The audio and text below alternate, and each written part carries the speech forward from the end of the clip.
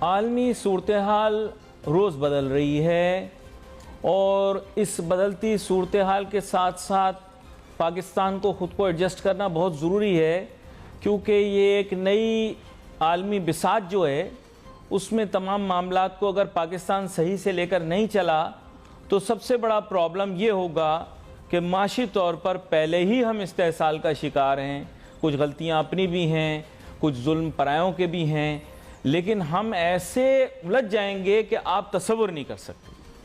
اب یہاں پہ بہت سارے پیرلل مائنڈ سیٹس موجود ہیں۔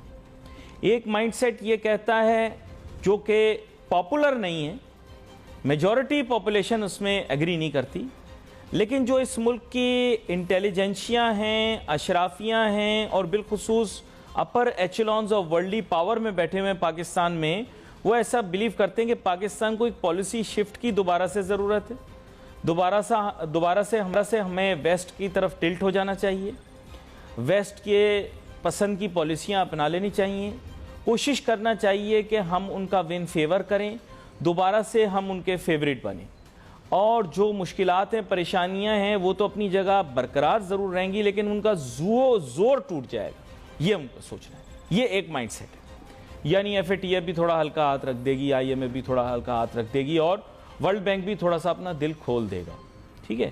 تو پاکستان کی اکنامک پیس جو ہے وہ تھوڑی بہتر ہو جائے گی، اور ساتھ ساتھ یہ کہ دفاعی طور پر پاکستان کو چند چیزیں چاہیے وہ آسانی سے ہمیں موصول بھی ہو جائیں گی، اور ایسا بھی ہو سکتا ہے کہ کچھ چیزیں وہ خوشی سے ہمیں دے دیں۔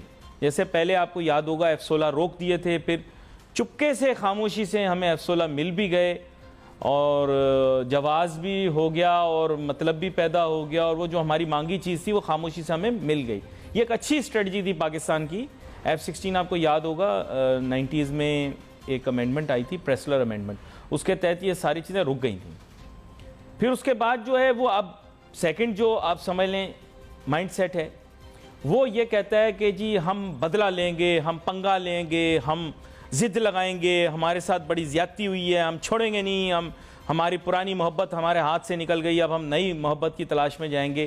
یہ وہ لوگ ہیں جو کبھی مطلب یہ ہے کہ حکومت کا رجحان ایشیا پیسیفک کی طرف کر دیتے ہیں، یعنی بیگانے کی شادی میں عبداللہ دیوانہ پاکستان کی اسٹریٹجی بن جاتی ہے، پھر کبھی ٹرکی نکل جاتے ہیں، ارطغرل بن جاتے ہیں، پھر کبھی چائنا نکل جاتے ہیں، وہاں پر یانگ جی بن جاتے ہیں، پھر کبھی جناب رشیا نکل جاتے ہیں۔ تو مطلب ہم عجیب و غریب، مطلب وزیر اعظم عمران خان صاحب کی ویژن ٹھیک ہے، ان کے ارد گرد جو لوگ ہیں وہ انہیں گمراہ کرتے رہتے ہیں، اور وہ یہ والی اسٹریٹجی ہے۔ اچھا، در حقیقت پاکستان کی فارن پالیسی کون چلاتا ہے وہ آپ لوگوں کو پتہ ہے۔ اسلام آباد کے ارد گرد بہت سارے شہر ہیں، واہ شہر ہے، ٹیکسلا شہر ہے، اور بھی بہت سارے شہر ہیں، وہاں ایک شہروں میں سے ایک شہر کا زیادہ اس پر اثر و رسوخ ہوتا ہے۔ تو خیر وہاں پر مائنڈ سیٹ شاید وہ نہ ہو جو وزیر اعظم عمران خان صاحب کا مائنڈ سیٹ ہے۔ وہاں کا مائنڈ سیٹ یہ ہے کہ پاکستان دنیا میں کسی سے بھی پنگا نہ لے، اور بالخصوص ویسٹ کے ساتھ صحیح سے چلے، کیونکہ ہمارے کچھ لانگ ٹرم ریلیشن شپ گولز ہیں جو ہم نے اچیو کرنے۔ میرے ساتھ بہت ہی اہم مہمان شامل گفتگو ہیں، کسی تعارف کے محتاج نہیں، فاروق سلیم صاحب جو کہ معیشت کے اوپر بڑی گہری نگاہ رکھتے ہیں اور بین الاقوامی سطح پر بدلتی صورتحال کے اوپر بھی ان کی گہری نگاہ ہے۔ ویلکم کرتا ہوں سر آپ کو۔ تھینک یو علی صاحب، تھینک یو ویری مچ۔ فاروق سلیم صاحب، یہ جو کچھ دنیا میں ہو رہا ہے، افسوس کی بات یہ کہ پاکستانی محدود پیمانے پر چیزوں کے بارے میں سوچتے ہیں تو یہ اس کی لانگ ٹرم ریمیفیکیشنز اور فال آؤٹ کے بارے میں نہیں جانتے۔ اب پاکستان نے جو یونائٹڈ نیشن جنرل اسمبلی میں کیا ہے، اس کے بعد یہ تو واضح ہو گیا ہے، حکومت پاکستان کی بات کر رہا ہوں، یہ عوام پاکستان کو تو پتہ ہی نہیں یوکرین نقشے پہ ہے کہاں، لیکن جو حکومت پاکستان نے فیصلہ لیا یونائٹڈ نیشنز جنرل اسمبلی میں، تو یہ تو سر بلاک بنانے والی بات کر دی۔ پہلے بولا بلاک نہیں بنائیں گے، بلاک کی طرف نہیں جائیں گے، ہم ریشنلی سوچیں گے، اپنے نیشنل انٹرسٹ کو واچ کریں گے، انٹرنیشنل مورلز اور ایتھکس کو واچ کریں گے۔ تو sir how can we endorse something which is similar to the invasion of Afghanistan? تو تب بھی پری ٹیکسٹ یہی تھا، آج انویژن آف یوکرین ہے تو بھی پری ٹیکسٹ یہی ہے۔ تو مجھے سمجھ میں نہیں آ رہا کہ ہمارا مورل کمپس کہاں ہے، کیا کہتے ہیں آپ؟ علی صاحب، سوال آپ نے بہت بڑا کر دیا ہے، میرا دماغ اتنا وسیع نہیں ہے کہ میں آپ کو اس کا کوئی ٹھوس قسم کا جواب دے سکوں. دیکھیے میرے ذہن میں تو نیشنل انٹرسٹ والی بات کی وہ میرے سمجھ میں آتی ہے. باقی روس کیا کر رہا ہے، چین کیا کرے گا، امریکہ کیا چاہتا ہے، وہ میری سمجھ سے باہر ہے. میری سمجھ میں علی صاحب 3 باتیں آتی ہیں. مجھے پہلے ایشو یہ ہے کہ میں جو ایکسپورٹ کرتا ہوں وہ کون خریدار ہے، ہماری ایکسپورٹ جو ہے وہ کہاں جاتی ہے. کیا ہم روس کو چیزیں بیچتے ہیں؟ نہیں. کیا ہم چائنا کو ایکسپورٹ کرتے ہیں؟ نہیں. یا ہم امریکہ کو ایکسپورٹ کرتے ہیں؟ یا ہم یورپین یونین کو ایکسپورٹ کرتے ہیں؟ ایک واحد ملک ایسا ہے جس سے ہم تجارت کرتے ہیں اور اس سے $1 بلین کا سرپلس یعنی کہ منافع ہے. ہم اس کو ایکسپورٹ زیادہ کرتے ہیں، اس سے امپورٹ کم کرتے ہیں. وہ واحد ملک ہے دنیا کا اور وہ امریکہ ہے. اس سے $1 بلین سے زیادہ کا ہمارا سرپلس ہوتا ہے. یہ میری سمجھ میں آتا ہے. روس سے ہماری تجارت جو ہے Ali sahib 1% of our exports go to روس، رشیا. 1% ہماری امپورٹ جو ہے وہ روس سے آتی ہے. ٹھیک ہے، تو پہلے تو مجھے تو یہ سمجھ میں آتی کہ بھائی ایکسپورٹ میرا مال خریدار کون ہے. دوسرا یہ کہ مجھے حکومت پاکستان نے کل بتایا کہ $32 ارب کا خسارہ، تجارتی خسارہ میں نے پچھلے 8 مہینوں میں کر ڈالا ہے. ٹھیک ہے، اس کا مطلب یہ ہے کہ یہ پروجیکشن تو جا رہی ہے $50 ارب کی، تجارتی خسارہ ہوگا $50 ارب کا. تو وہ میرے ذہن میں آتا ہے بھائی یہ $50 ارب مجھے کون دے گا؟ یہ پھر میں سوچتا ہوں کہ کیا روس دے گا. اب آپ سوچئے کہ پورے ملک کے اوپر اس وقت $130 ارب کا بیرونی قرضہ ہے. اس میں سے کوئی $70 ملین کا روس کا قرضہ ہے. $70 ملین وہ بنتا ہے 0.05%، کچھ بھی نہ ہونے کے برابر. مجھے چاہیے $30 ارب تو چاہیے اگلے 12 مہینوں کے لیے. اب وہ $30 ارب جو ہے کیا مجھے روس دے گا؟ کیا مجھے چین دے گا؟ کیونکہ وہ اگر نہیں ملتا تو اکانومی نہیں چلتی. اب میں وہ الفاظ استعمال نہیں کرنا چاہتا جو شبر زیدی صاحب استعمال کر چکے ہیں، لیکن اکانومی نہیں چلتی، مال ہمارے پاس.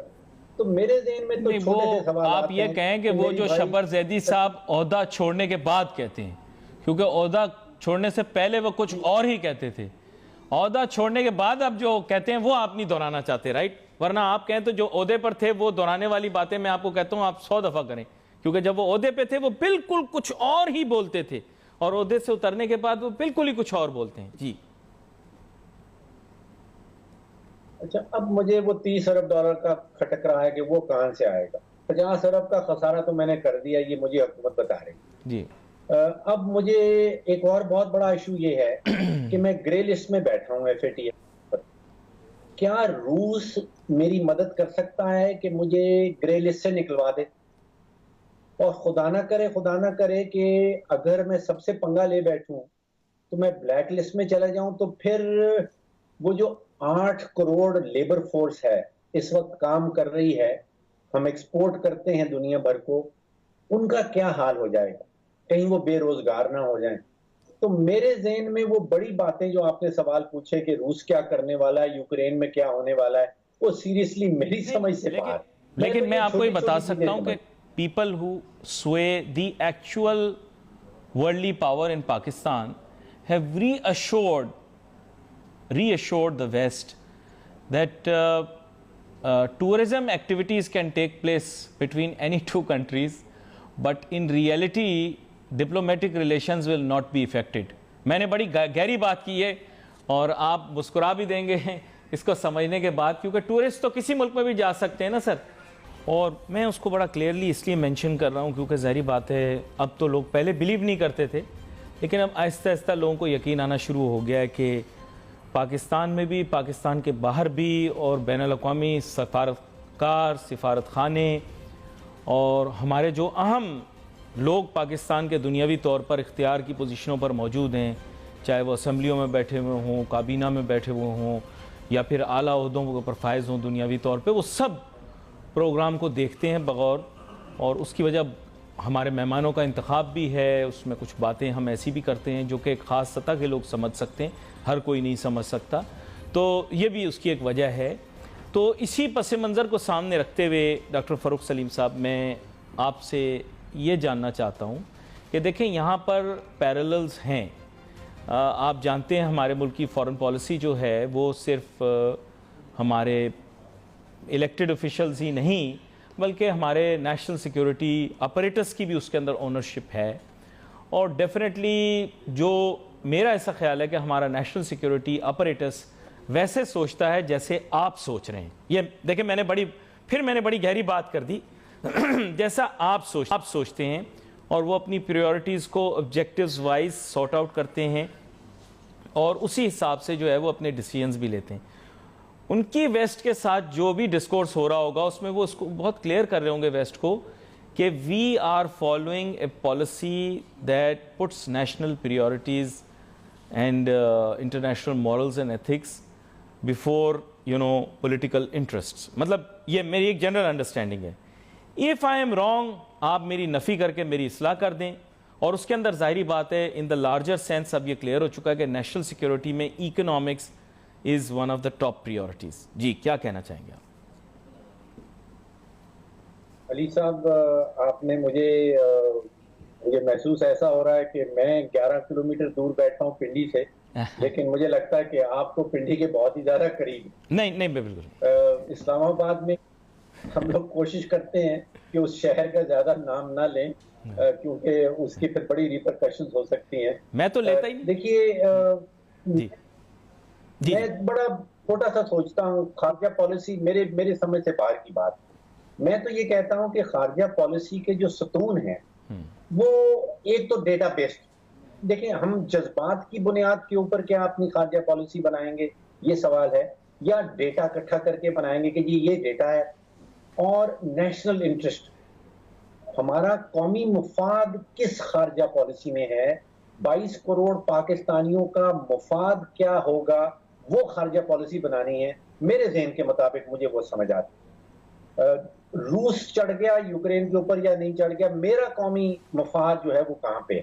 اچھا اب آپ ذرا سوچئے کہ میں سوچ رہا تھا کہ اگر میں آئی ایم ایف کا حصہ ہوتا یا آئی ایم ایف میں میرا کوئی عہدہ ہوتا تو آپ سوچئے کہ فروری 2021 میں نے وعدے کیے، پاکستان کی حکومت وزارت خزانہ حکومت پاکستان نے وعدے کیے کہ ہم یہ کام کریں گے.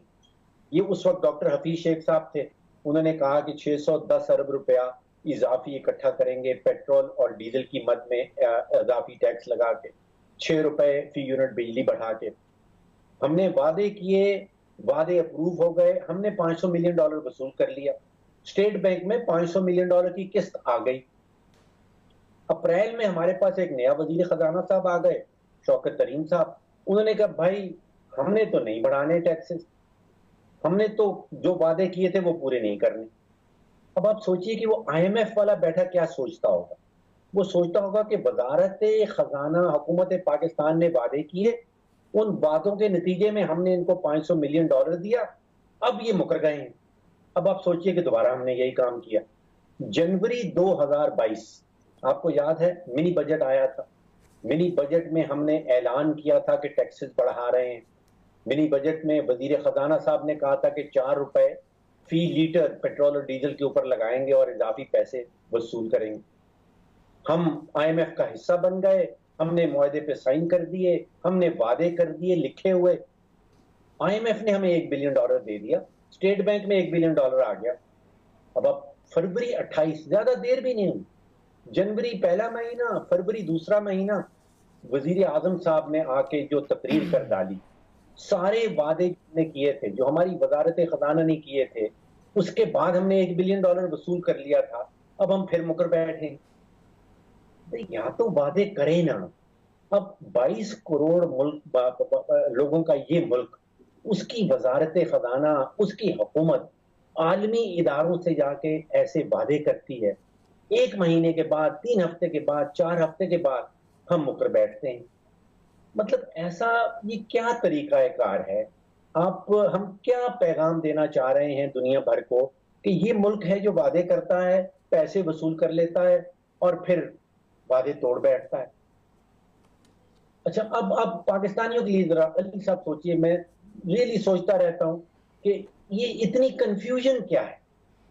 آپ اندازہ کیجئے کہ فروری کی 15 تاریخ کو حکومت نے 12 روپے فی لیٹر پیٹرول کی قیمت بڑھائی، آپ کو یاد، فروری کی 15 تاریخ، فروری کی 28 تاریخ کو ہم نے 10 روپے کم کر دیے. بھئی ایسا کون سا آ گیا؟ عالمی مارکیٹ تو بڑھ رہی تھی. فروری کی 15 کو 12 روپے بڑھاتے ہیں، فروری کی 28 کو وزیر اعظم صاحب 10 روپے کم کر دیتے ہیں. فروری کی 27 تاریخ کو آپ کو یاد ہوگا کہ 5 روپے 94 پیسے بجلی کا ریٹ بڑھایا نیپرا نے. فروری کی 28 تاریخ کو ہم نے 5 روپے کم کر دیا وزیر اعظم صاحب نے. کیا کنفیوژن ہے، کیا معاملہ ہے؟ جنوری کی 14 تاریخ کو منی بجٹ ہم نے کہا کہ اضافی ٹیکسز لگائیں گے. فروری کی 28 تاریخ کو وزیر اعظم صاحب نے کہا نہیں، ہم تو بہت ساری کنسیشنز دینے آ گئے. 3-4 ہفتے کے فرق میں. آپ کو یاد ہے کہ ہمیں بتایا گیا تھا کہ اس سال بمپر کراپ آ رہی ہے گندم کی. وزیر اعظم صاحب تقریر میں کہتے ہیں کہ ہم 20 لاکھ ٹن جو ہے وہ روس سے امپورٹ کریں گے. اتنی میسیو کنفیوژن ہے، یہ سیاسی دباؤ ہے. مطلب یہ کیا طریقہ کار ہے کہ آپ ایک ہفتہ 3 ہفتے پہلے 12 روپے، 2 ہفتے پہلے 12 روپے ریٹ بڑھاتے ہیں، پھر اعلان کر دیتے ہیں 10 روپے کم کر رہے ہیں، پھر بجلی کا ریٹ بڑھاتے ہیں، اگلے دن کم کر دیتے ہیں. Let me ask you very difficult, very difficult, I won't say $1 trillion question because we haven't actually reached that point, but $1 billion question at least. That is, what is the process of strategic decision making in Pakistan when it comes to such important decisions? Is there a forum for it? And how do economic decisions or decisions at large take place? Is there some framework in place? Do things go to ECC? Is there a kitchen cabinet? How does the strategic decision making take place? I just want to be clear because it's very clear in other countries. کیا کہتے ہیں آپ؟ دیکھیے، یہ مجھے تو پتہ نہیں ہے کہ اسٹریٹجک ڈیسیژن میکنگ کون کر رہا ہے، کیسے ہو رہا ہے. نتائج میں نے آپ کے سامنے رکھے. نتائج جو ہیں وہ پیور کنفیوژن ہے. نتائج جو ہیں وہ پاکستان کے لانگ ٹرم مفادات میں نہیں ہیں.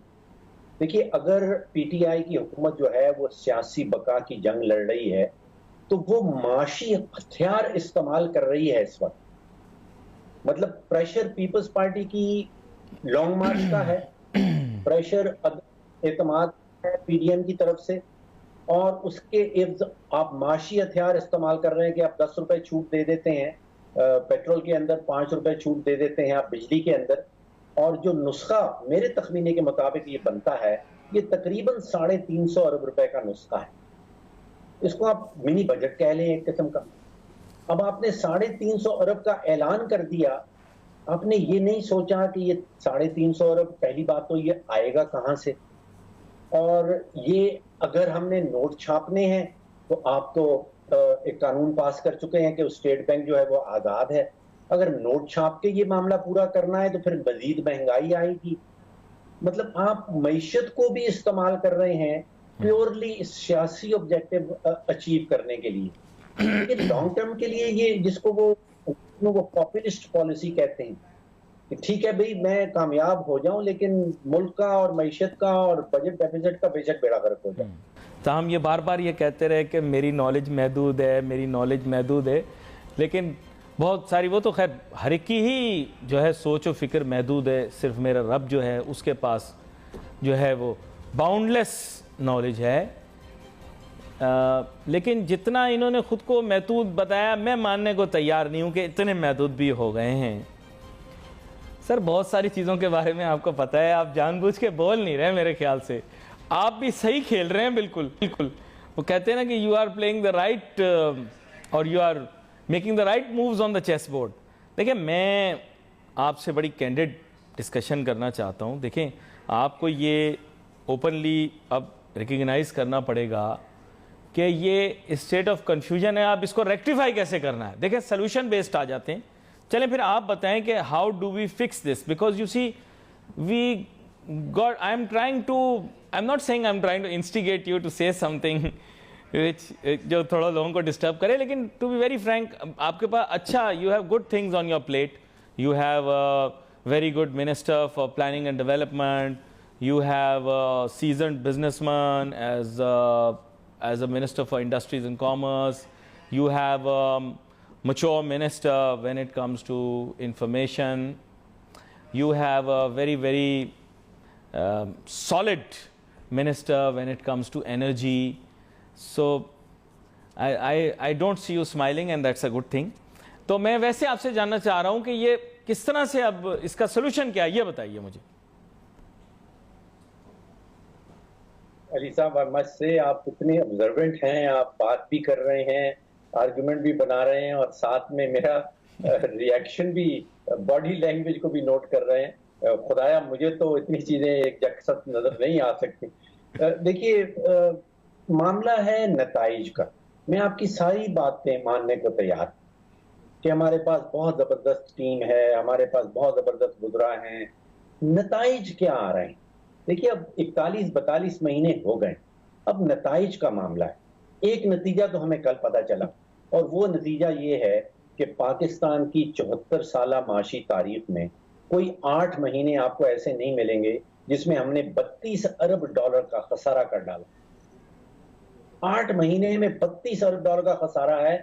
جو سال کا ٹارگٹ تھا حکومت کا، پوری سال کا، وہ 28 ارب کا تھا. یعنی کہ حکومت ہمیں جن وزراء کا آپ نے نام لیا، جن وزراء کی کارکردگی آپ بتا رہے ہیں، انہوں نے ہمیں بتایا تھا کہ $28 ارب کا تجارتی خسارہ ہوگا پورے سال میں. اب ہمیں حکومت بتا رہی ہے کہ 8 مہینے میں 32 ارب کا خسارہ کر دیا، جس کا مطلب یہ ہے کہ ہم چلے ہیں کہیں 50 ارب کا خسارہ. نتیجے جو نکل رہے ہیں، آپ نے 41 مہینوں میں 40% پاکستانی آبادی، یعنی کہ آپ 10 پاکستانیوں میں سے اس وقت 4 پاکستانی ایسے ہیں. آپ کو 10 کا ایک گروپ نظر آتا ہے پاکستانیوں کا، اندازہ کیجئے اس میں سے 4 پاکستانی ایسے ہیں جو شرح غربت سے نیچے رہ رہے ہیں. یہ نتائج ہیں. نتائج ٹھیک نہیں نکلے. آپ کی بات درست ہوگی، وزراء بہت محنت کر رہے ہیں، وزراء کی قابلیت بہت زبردست ہے، بس some thing is wrong some where. نتائج ٹھیک نہیں نکل رہے ہیں. اب بٹوین ٹوڈے اینڈ جون ہم نے $8 ارب کے قرضہ جات، بیرونی قرضہ جات واپس کرنے، اور ہم جا رہے ہیں روس. میرا مطلب یہ کوئی مشکل بات ہے کہ آپ کا گول کیا ہے، آپ حاصل کیا کرنا چاہتے ہیں، اور آپ طریقہ کار کیا اپنائے ہوئے ہیں. مطلب آپ اور میں، ہم سادہ لوگ اپنا گھر بار جو چلاتے ہیں، ہمارا ٹارگٹ ہوتا ہے، پھر ہم ایک اسٹریٹجی بناتے ہیں کہ ہم نے یہاں پہنچنا ہے. اب مجھے بتائیں کہ ہم نے $8 ارب کے قرضہ جات واپس کرنے ہیں اگلے چند مہینوں میں. $32 ارب کا ہمارا خسارہ آ گیا ہے صرف 8 مہینے کا. اس وقت $117 کا پیٹرول پہنچ گیا ہے. $40 کی اس وقت گیس بازار میں، عالمی منڈی میں بک رہی. اب مجھے بتائیں اتنے بڑے بڑے چیلنجز، کیا آپ کو کابینہ کے اندر، حکومت کے اندر ایسے لوگ نظر آ رہے ہیں جن کے پاس ان چیلنجز کا جواب ہو، کوئی حکمت عملی ہو، یا کوئی فوکس ہو رہا ہے اس وقت ان چیزوں کے اوپر؟ نہ اپوزیشن کر رہی ہے اور نہ حکومت کر رہی ہے. دیکھیے ہم جو پارلیمانی نظام اپنائے ہوئے ہیں وہ برٹش پارلیمنٹری ڈیموکریسی ہے. اس میں شیڈو کیبنٹ ہوتی ہے، اس میں شیڈو بجٹ ہوتا ہے. آپ کو اپوزیشن والے بھی نہیں بتا رہے کہ یہ جو آپ کے پاس پرابلمز ہیں ان کو حل کرنے کا صحیح طریقہ کیا ہے. دونوں سیاست میں پڑے ہوئے ہیں. اب عدم اعتماد کامیاب ہو ناکامیاب ہو، اس سے مجھے بتائیں کہ 22 کروڑ پاکستانیوں کو کیا فرق پڑے؟ نہیں، لیکن اپوزیشن تو وہ کہہ رہے ہیں کوئی فارمولا، اپوزیشن کہہ رہی ہے ہمارا فارمولا تو ہے نہیں کوئی. وہ صرف یہ کہہ رہے ہیں کہ جناب والا ہمارے پاس بھی اگر فارمولا نہیں تھا تو ان کے پاس بھی نہیں ہے، ان کو کیوں لائے ہیں؟ مطلب وہی آرگومنٹ ہے کہ پھر مجھے کیوں نکالا. یہ مطلب آرگومنٹ ہے. وہ مطلب آرگومنٹ یہ ہے کہ کیوں نکالا، مطلب کہ فارمولا اس کے پاس بھی نہیں ہے، فارمولا میرے پاس بھی نہیں ہے، تو پھر کیوں نکالا، کیوں نکالا. یہ جواب پوچھ رہے ہیں. They are looking for nothing else. جی علی صاحب، 22 کروڑ پاکستانیوں کا مستقبل حکومت کی پالیسیز کے اوپر ڈیپینڈنٹ ہے. میرے بچوں کا کیا ہونا ہے، ان کے اوپر کتنا قرضہ چڑھنا ہے. انہوں نے اچھا، ویسے ڈاکٹر فاروق سلیم صاحب آن اے لائٹر نوٹ، میں سچ بتاؤں آپ کو، مطلب نون لیگ کی گورنمنٹ کی جو کرسی تھی نا اس کا ایک پایا تو آپ نے نکالا ہے. میں آپ کو بتا دوں whether people accept it or they don't. I remember very clearly کہ آپ نے اتنے چارٹس دکھائے لوگوں کو. پاکستان میں اکانومی کے بارے میں کچھ بھی نہیں پتا تھا, اور میں آپ کو صحیح بتا رہا ہوں کہ I don't want to say it, لیکن میرے خیال ان کی جو ایک کرسی تھی نا اس کا ایک پایا تو آپ نے نکالا ہے, میں یہ بتا دوں آپ کو. جی فاروق سلیم صاحب. علی صاحب, you're giving me lot more credit than I deserve. میں ایک تو دیکھیے, میرا سیاست سے نہ تو سیاست تو مجھے اے بی سی بھی نہیں معلوم, جیسے مجھے خارجہ پالیسی کی اے بی سی معلوم نہیں. تو میں ریئلی کوئی سیاست کرنے تو نہیں آیا تھا کہ میں پی ایم ایل این کا پایا نکالنا ہے. میری تو کوشش یہی ہوتی ہے کہ چارٹ بنا کے آپ کو جو زمینی حقیقت مجھے نظر آ رہی ہے وہ آپ کے سامنے رکھ دی جائے, اور شاید اس کا فائدہ ہو جائے کہ جو اگلی جنریشنز آ رہی ہیں ان کا کچھ فیوچر ان کا بہتر کر پائیں. اچھا, دکھ مجھے علی صاحب, تو دلی دکھ مجھے یہ ہوتا ہے کہ جب میں اس ملک کی قابلیت, اس ملک میں جو پوٹینشل ہے, جب میں وہ دیکھتا ہوں اور جو ہم نے اچیو کیا ہے وہ دیکھتا ہوں تو اس میں زمین اور آسمان کا فرق نظر آتا ہے. دیکھیں نا, یہ کوئی مشکل بات نہیں ہے. ہم 50 سال سے پاکستان کی معیشت کے اوپر بات کر رہے ہیں. ہمیں پتا ہے کہ پرابلمز کیا ہیں اور ہمیں پتا ہے کہ اس کے سولوشنز کیا ہیں. اب آپ اندازہ کیجئے کہ ورلڈ بینک آ کے ہمیں بتاتا ہے کہ بھائی اس وقت آپ کی جو جی ڈی پی ہے وہ کوئی 280-300 بلین کے قریب گھوم رہی ہے, اور آپ کے پاس پوٹینشل ہے $2 ٹریلین کا.